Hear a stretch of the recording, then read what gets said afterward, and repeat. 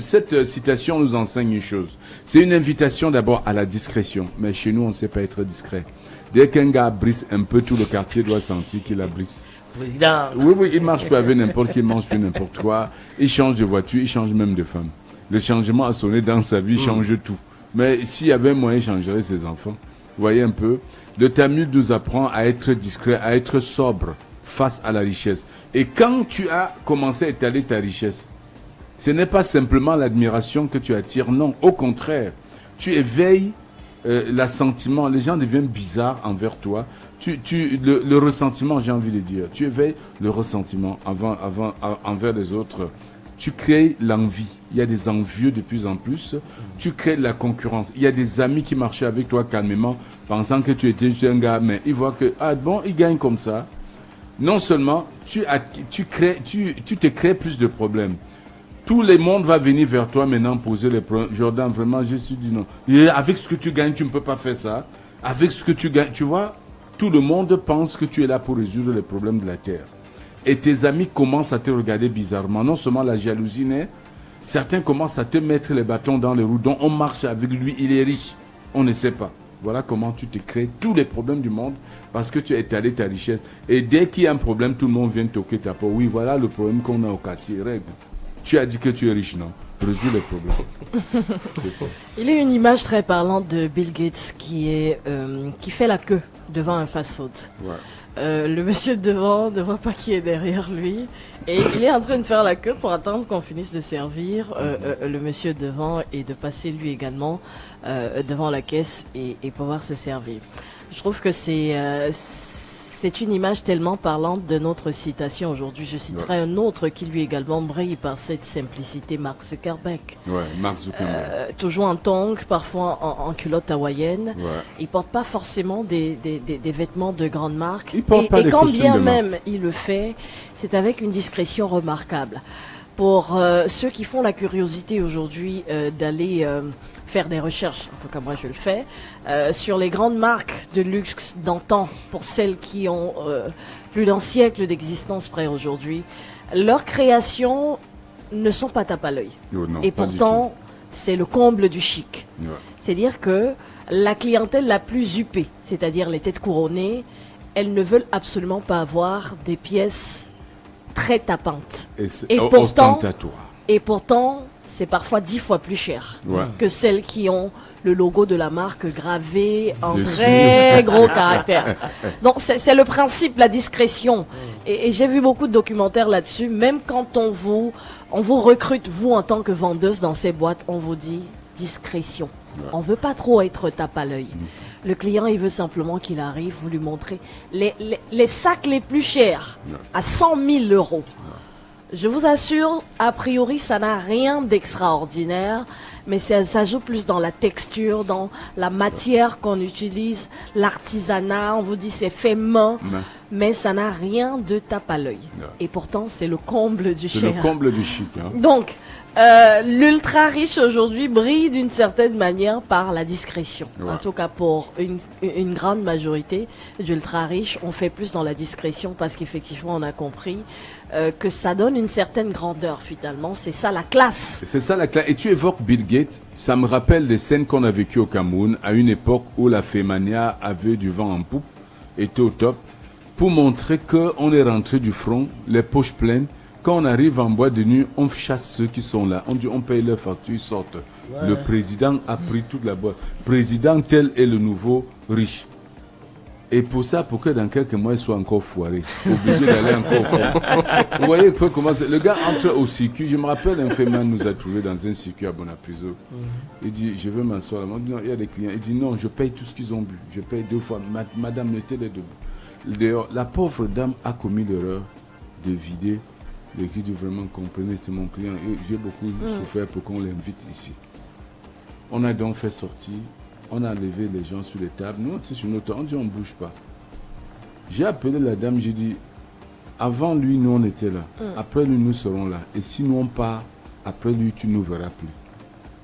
Et ce sera un gros problème. Ne pense pas à la recette d'un jour. Pense à la recette d'une vie. Effectivement. Et comme c'était déjà des filles papelées qui rêvaient aussi de son fémin, elle dit, non, ne mets pas la malchance. Vraiment, c'est même quoi. Le gars a dit, Carrément. je paye ce qu'il boit, la laisse là, je paye. Bon, on occupe ici. Carrément. On s'est levé, on est allé payer. Elle dit qu'elle ne prend pas l'argent. Il dit, le président a dit non, je ne mange pas l'argent de la malhonnêteté. Vous prenez notre recette. Si vous voulez, prenez même et donnez aux orphelins dehors. Elle a pris. J'ai dit, je ne refuse cette offre. Je ne suis pas handicapé. Et la femme, le gars a été tellement foiré qu'un jour je l'ai dépanné. Le même fait Le même gars? Le fait même. Waouh. Ça ne durait pas. Je ne veux pas donner son nom. Il faisait trop de bruit à un moment. Le Il est tape-à-l'œil. silencieux aujourd'hui. Vous voyez, et la dame de sécu n'existait plus. Justement parce que le gars commençait à venir parce qu'il devait sortir là avec la dame. Il a mis tellement mal à l'aise les clients que à la fin, Elle a tout perdu finalement. voilà. Oui, c'est véritablement je dirais tout simplement, c'est une police de vie cette citation. Ouais. C'est une police de vie. Hormis sur la richesse aussi, président, il y a même en général dans la vie. Que ce soit dans la vie de couple ou même aujourd'hui dans les affaires ou même dans votre activité personnelle ou professionnelle, il est important parfois de rester silencieux et d'être discret. Ouais. Parce que plus vous êtes discret aujourd'hui, vous savez que en étant même silencieux et discret, vous évitez le stress. Bien sûr. Oui, ça lutte beaucoup contre le stress, effectivement. Imaginez quelqu'un aujourd'hui qui a peut-être une femme, il a une femme peut-être qui a un gros postérieur, les jours avant, les jours arrière, vraiment. Il est toujours en train de marcher avec elle, il s'affiche avec 1, 2, 2 pour dire aux gens que voilà. Et quand elle porte le cabas, elle dit non, va mettre le collant. Oui, oui, pour que tout le monde sache Je t'aime qu'effectivement, comme ça, va porter le collant. ma personne est comme ça. Ça fait ce que les gens vont commencer à regarder et c'est toi qui vas commencer à être stressé parce que tout le monde va vouloir l'aborder. Alors que quand vous restez chez vous, vous n'avez pas votre problème. S'il faut sortir, vous sortez quand il le faut et non pas de manière aléatoire ou bien de manière bizarre. Mais quand il faut sortir, quand même, vous sortez. Autre chose aussi, président, vous vous rendez compte que des personnes aujourd'hui qui véritablement ont un peu de revenus, la manière dont ils gèrent leur vie financièrement, de manière silencieuse, ceux-ci ont moins de problèmes. Bien sûr. Ils ont moins de problèmes. Ça veut dire que d'une certaine manière, vous n'allez pas voir les imprévus. Mais l'argent n'aime pas les bruits, on l'a souvent dit. Ah, ça. Vous me volez la citation, président. Allez-y. L'argent n'aime pas le bruit, disait un Camerounais. Ouais. Un Camerounais très riche, pour ceux qui savent. Je crois Président, que c'était Kadji de Fosso ou Fosso. même lui, Ouais. même celui du Nord. Voilà. Ah oui, Baba Dampulo. Voilà, il disait Baba que Dampulo, l'argent n'aime pas les bruits. L'oiseau, Dampulo disait l'argent est comme les oiseaux. Ouais. Dès que tu fais le bruit, il s'envole. Il s'envole. Président, aujourd'hui, on se rend compte que les riches, enfin les nouveaux riches, font plus de bruit. Ouais. Alors qu'à l'époque de nos parents, les vrais riches, c'est-à-dire ceux qui avaient vraiment de l'argent, vous citiez de tout à l'heure Kadji de Fosso, toute sa clique là, tous ces milliardaires là, ne parlaient pas. Jamais. On ne les entendait presque jamais. Et aujourd'hui, on le regarde même, on le voit aussi sur leur famille. Ouais. Il y a des descendants qui ont gardé ce caractère-là de faire vraiment le silence, malgré le poids qu'ils pèsent. Par contre, on a des gens qui en face, président, le jour où ils ont 10 francs, Tout le village est tout le en bas. quartier doit s'aligner. Dès qu'il arrive au bar, tout le monde doit seulement sortir. Il y a Oh, aussi président, président. Avec son Oh, doigt, le là. pauvre, Avec le fait seulement pauvre. comme ça. Faites un tour. tout le Allez, monde. 659 92 48 83, 674 39 79 04. Appelez si vous avez, on va prendre juste une seule personne. 659 92 48 83, 674 39 Allô? 79 04. Allô, bonjour. Oui, bonjour, bonjour président, bonjour Jordan, bonjour tout le monde en studio. C'est Jordan. Oh. Jordan, Oui, oui, Il a occupé son paquet. oui, oui, bonjour. tu as récupéré ton paquet, Jordan? Allô, je suis atteint. Allô.